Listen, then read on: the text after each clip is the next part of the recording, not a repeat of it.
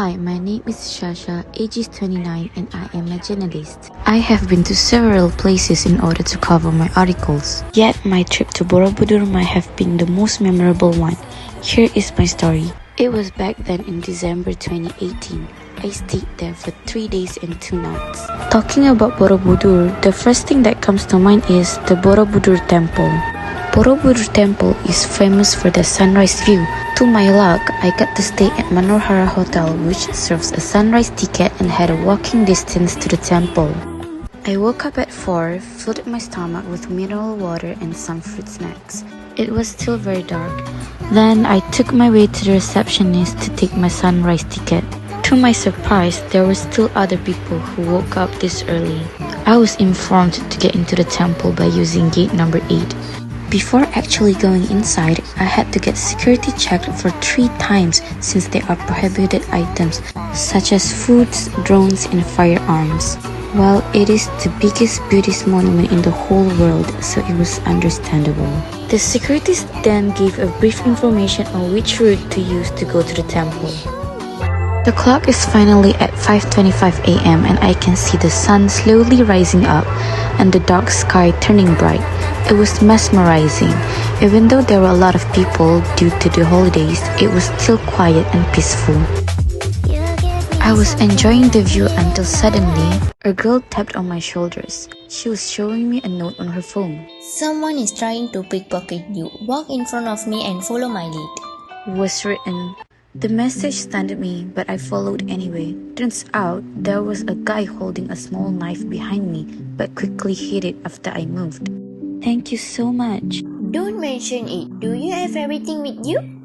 Thankfully, yeah. We were about to part our ways, but then... That's a cute keychain, she said while looking at my bag. Oh, thanks. My childhood best friend gave it to me. Her face lit up and said, Shasha? Remember me, Samantha? Turns out, she's my first ever best friend, the person who gave me the keychain. We then took our time walking around the temple while catching up with each other. It was a heartfelt moment for both of us. Unexpectedly, we were staying at the same hotel and were going to have breakfast at the same place. Both of us then thought it would be nice to spend the whole day together. After a nice breakfast at the hotel, we started touring the region with riding the famous dokar, which is a horse-drawn carriages. You know, Doka was actually the right of choice for the king of Mataram. Kings of Mataram? Mataram was a large kingdom in Java that lasted from the late 16th century to the 18th, when the Dutch came to power Indonesia. Wow, that's indeed fascinating. Later on, we found ourselves near the Borobudur temple again to visit their mini market and bought some souvenirs. There were a lot of enchanting handcrafted products sold that reflects Borobudur's culture. It was pretty hectic due to the massive amount of people, but it was still enjoyable. Our journey then continued with stopping by at the 2 nearest temples by Borobudur, which is Mendut Temple and Pawon Temple. The nature smell gave us a peace of mind. Mendut, Pawon, and Borobudur Temple are located in one straight line. It is heard that there is a mutual religious relationship between the 3 temples, although the exact ritual process is unknown. Temples weren't the only places we visited. We also went to the Borobudur Museum to witness a number of archaeological artifacts as well. It is now time for lunch. Both of us had become hungry. We stopped by a restaurant to eat a local dish. Wow, what is this? This is called mangutbong, which is a red-tailed catfish. Our journey then continued by going to the well-known chicken church. It is perched on a forest hill and takes around 20 minutes drive from Borobudur. Wow, this place is extraordinary. I know, right? It was built by a local man named Daniel back then in 1990. His intention were to create a place where everyone could be one despite religion differences.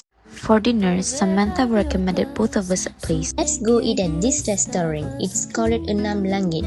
I heard that sunset view there is astonishing. This restaurant offered an outstanding view of Menoreh Hill. The traditional Javanese Jogo-style architecture made it better. We ate 5-star foods while watching the sunset. The sunset view was ethereal, moreover from up here. Skies turned pink as we watched the clouds dissolve. Both of us felt like we were in a different universe. Samantha and I exchanged our contacts and promised to go on another trip together. Till we meet again, ya Shasha. Till we meet again. I smiled at her. And that was our Borobudur trip.